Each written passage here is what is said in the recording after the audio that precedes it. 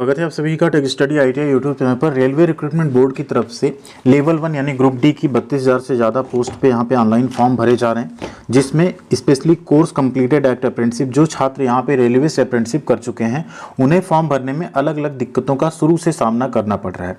अभी भी इसमें कुछ चीज़ें ऐसी हैं जो आपके कमेंट्स या आपके मेल आते रहते हैं कि सर इसमें हमें क्या करना चाहिए।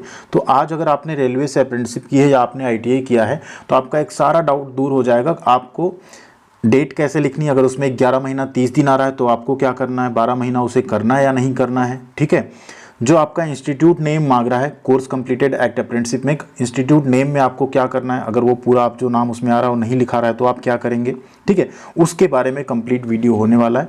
तो वीडियो को सभी तक पहुंचाने के लिए आप एक काम कर सकते हैं, वीडियो को लाइक कर सकते हैं, साथ में वीडियो पे कमेंट्स कर सकते हैं अगर आपका कोई क्वेश्चन हो तो। और चैनल पर नए सब्सक्राइब नहीं किया तो प्लीज़ सब्सक्राइब करके बेल आइकन को दबा लीजिएगा। इस वीडियो के बाद आपके सारे डाउट्स क्लियर हो जाने वाले हैं। बात करने वाले रेलवे ग्रुप डी एग्जामिनेशन 2025 के लिए आप लोग अपनी बेहतरीन तैयारी कर सकते हैं चक्षु पब्लिकेशन की इस बुक के साथ। इसमें आपको रेलवे ग्रुप डी लेवल 1 का जो एग्जाम होता है उसका सामान्य ज्ञान की बुक है, जिसमें आपको पूरा सिलेबस मिल जाएगा, कंप्लीट सिलेबस आपको इसमें पढ़ाया गया है। साथ में चैप्टर वाइज आपको इसमें प्रश्न मिल जाएंगे, जो प्रीवियस ईयर क्वेश्चन हैं वो भी आपको इसमें दिए हुए हैं। और ये बहुत ही बेहतरीन बुक है अगर आप रेलवे ग्रुप डी की तैयारी कर रहे हैं। साथ में इसकी प्रिंटिंग भी बहुत अच्छी है, इसे आप डिस्क्रिप्शन में दी गई लिंक से बाई कर सकते हैं। इसके अलावा चक्षु पब्लिकेशन की आपकी रेलवे ग्रुप डी की मैथ की, रीजनिंग की, इसके अलावा GK की, साथ में आपको प्रैक्टिस सेट मिल जाता है, जिनको आप जरूर परचेज कीजिए और इससे आप अपनी तैयारी को और ज़्यादा मजबूत कर सकते हैं। इन सभी बुक्स की लिंक आपको वीडियो के डिस्क्रिप्शन में मिल जाएगी, वहाँ से आप लोग जाके इसे बाई कर सकते हैं। तो यहाँ पे देखिए, ये आपका होता है अप्रेंटिसशिप का सर्टिफिकेट। ठीक है, ये क्या है, अप्रेंटिसशिप का आपका सर्टिफिकेट है। तो सबसे पहले अगर सर्टिफिकेट नंबर कहीं मांगा जाता है तो आप ये लिखेंगे। ठीक है, मान लीजिए किसी रीजन से उसमें डैश नहीं ले रहा है तो आप डैश हटा देंगे, आप डायरेक्ट नंबर्स को लिख देंगे, कोई प्रॉब्लम उससे नहीं आएगी। ठीक, अब सबसे इंपॉर्टेंट पैरामीटर हो जा रहा है यहाँ पे आपका डेट। अब मान लीजिए आपका ये सर्टिफिकेट है, यहाँ पे आपकी अप्रेंटिसशिप दिखा रहा है 4/5/2023 से 3/5/2024। ये डेट जैसे आप मेंशन करते हैं उसमें आता है 0 ईयर, यानी ईयर 0 होता है, 11 मंथ, ठीक है, एंड 30 डेज। क्या आ रहा है, 0 ईयर 11 मंथ एंड 30 डेज। अब जबकि अप्रेंटिसशिप होती है 1 ईयर की। तो आप सोच रहे होंगे डेट को आगे बढ़ा दें, तो बिल्कुल आगे मत बढ़ाइए। अगर आपने बढ़ा दिया है तो भी कोई इशू नहीं है, अगर आपने नहीं बढ़ाया, सेम डाला और यही शो हो रहा है तो भी कोई इशू नहीं है। ठीक, रीजन वहाँ पे अप्रेंटिसशिप मांगा गया रेलवे से, ये नहीं मांगा गया। अप्रेंटिसशिप 1 ईयर का ही होता है, सभी को पता है। और 11 महीने और 30 दिन का मतलब भी यही होता है कि 1 साल। ठीक है, तो इसमें कोई डाउट नहीं कि 11 महीना 30 दिन आप बोल रहे हैं तो 1 साल नहीं है। जैसे 99 + 1 अगर आप करेंगे तो 100 ही होता है, या आप 250 को 250 बोलें, उसमें कोई फ़र्क नहीं पड़ता है। चाहे आप 250 बोलें चाहे 250 बोलें, वैसे ही 11 महीने 30 दिन बोलें या क्या बोल दें आप उसे, 1 साल बोल दें, बात बराबर है यहाँ पे। ठीक है, तो इसके लिए आपको कंफ्यूज नहीं होना, जो डेट है आप इसी डेट को डालिए, इस डेट से इस डेट तक आपने अप्रेंटिसशिप किया। अब बात आती है इंस्टीट्यूट नेम, उसमें पूछता है अप्रेंटिसशिप किया कहाँ से है, तो इंस्टीट्यूट नेम में आपको एस्टेब्लिशमेंट नेम डालना है। अब अगर ये शुरुआत के कोड वो ले रहा है, चूंकि नेम में कई बार होता है आपका सिर्फ यहाँ पे अल्फ़ाबेट लेगा, तो आप क्या करिए, इसको छोड़ दीजिए, कोई इससे दिक्कत नहीं है। DB के टाइम पर आप दिखाएंगे ये माना जाएगा।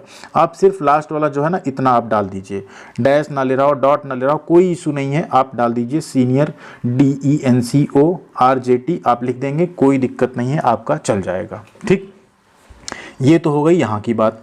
अब अगर उसमें रिजल्ट डेट पूछा जाए, ठीक है, अगर रिजल्ट डेट पूछा जाएगा तो आप क्या डालेंगे, तो रिजल्ट डेट यहाँ पे देखिए, जारी करने का तिथि आप डाल सकते हैं 9/5/2024 यहाँ पे। ठीक है, ये आप यहाँ पे लिख सकते हैं। अब अगली बारी एक आ जाती है कि मान लीजिए ये तो हो गया ITI का, सॉरी अप्रेंटिसशिप का डिटेल। सेम केस ITI में आ जाता है कि ITI में आप क्या डालें, पासिंग डेट क्या डालें। तो देखिए, पासिंग डेट आपका होता है जब भी आप सर्टिफिकेट प्रिंट करते हैं उसकी डेट अलग होती है, एक रिजल्ट की डेट होती है जो यहाँ पे लिखी रहती है रिजल्ट डेट, वो आपको डालना रहता है हमेशा, इसका ध्यान रखिए, वो आपको डालना रहता है, बाकी और कोई डेट आपको नहीं डालनी रहती। बाकी परसेंटेज आप देखिए यहाँ पे कितना, 97.50 परसेंटेज कितना है, 97.50, वो तो ऑटोमेटिक आपका आ जाता है जब आप मार्कशीट से नंबर भरते हैं उस केस में। ठीक है। तो ये कुछ चीज़ें थी जो आप बार बार कंफ्यूज हो रहे थे कि क्या करें इसको। दूसरा एक क्वेश्चन कई बार आ रहा है कि अगर हमने CCA में अप्रेंटिसशिप को ऐड कर दिया तो क्या हमें नीचे 10th प्लस ITI के साथ भी अप्रेंटिसशिप ऐड करने की ज़रूरत है? तो बिल्कुल नहीं है। अगर आपने यहाँ ऐड कर दिया तो आप यहाँ नहीं भी ऐड करेंगे तो भी कोई दिक्कत नहीं है। अगर आपने ऐड कर भी दिया तो भी कोई दिक्कत नहीं है। मतलब ऐसे मत घबराइए कि यहाँ करना मस्ट है, यहाँ नहीं करेंगे तो आपको वेटेज नहीं मिलेगा। लेकिन यहाँ नहीं किया तो ऐसा नहीं रेलवे आपको भगा देगा। ठीक है, अप्रेंटिसशिप आपने यहाँ इंटर कर दिया, यहाँ आपने 10वीं ITI इंटर कर दिया, आपका काम हो गया। ठीक है, आपने अप्रेंटिसशिप भी इंटर कर दिया तब भी आपका काम हो गया। तो कहीं भी कुछ ऐसा सोच के पैनिक मत हो जाइए कि यहाँ कर दिया यहाँ भी कर दिया तो फॉर्म रिजेक्ट हो जाएगा। फॉर्म रिजेक्ट आपका नहीं होगा।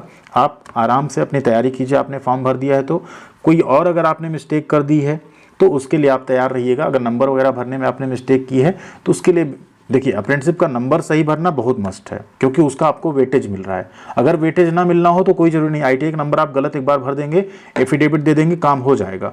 लेकिन अप्रेंटिसशिप का नंबर अगर आप गलत भर देते हैं, आपका 1/3 का वेटेज मिलेगा, एफिडेविट से भी काम नहीं चलेगा क्योंकि आपकी मेरिट पूरी इधर उधर हो जाएगी। तो ये आप ध्यान रखना कि अप्रेंटिसशिप में आप नंबर सही भरना, कितने में कितना नंबर आपको मिला उसको एकदम सही दर्शाइएगा, उसको गलत मत कीजिएगा, नहीं तो फिर आप मुश्किल में फंस सकते हैं, नौकरी पाने में मुश्किल हो जाएगी फिर। ठीक है, और एक गलती आप लोग बिल्कुल मत करिएगा, अप्रेंटिसशिप कैंडिडेट, ITI कैंडिडेट या जो भी ग्रुप डी का फॉर्म भर रहे हैं, सिग्नेचर अपना जो करिएगा ना वो कैपिटल लेटर में मत करिएगा। मान लीजिए आपका नाम सपोज करिए अजय ही है तो ऐसा मत लिखिएगा। ठीक है, उसे रनिंग हैंड में लिखिएगा आप, जैसा सिग्नेचर किया जाता है। इसमें आप करेंगे तब भी आपका फॉर्म रिजेक्ट भी हो सकता है। इवन रिजेक्ट अगर नहीं भी होता किसी रीजन से, नौकरी पाने के बाद भी आपको वहाँ से बाहर किया जा सकता है। तो ये सारी चीज़ें आप लोग जरूर ध्यान रखिएगा फॉर्म भरते टाइम। बाकी अगर और भी आपका कोई डाउट है तो एक बार कमेंट करके बताइएगा, हम उसको भी यहाँ पे क्लियर कर देंगे। ठीक, मंथ वाली प्रॉब्लम सॉल्व, इंस्टीट्यूट नेम वाली प्रॉब्लम सॉल्व। बाकी अगर और भी आपका कोई सवाल है तो एक बार कमेंट कीजिएगा, उस पर भी हम आपको ज़रूर पूरी क्लैरिटी दे देंगे। Thank you.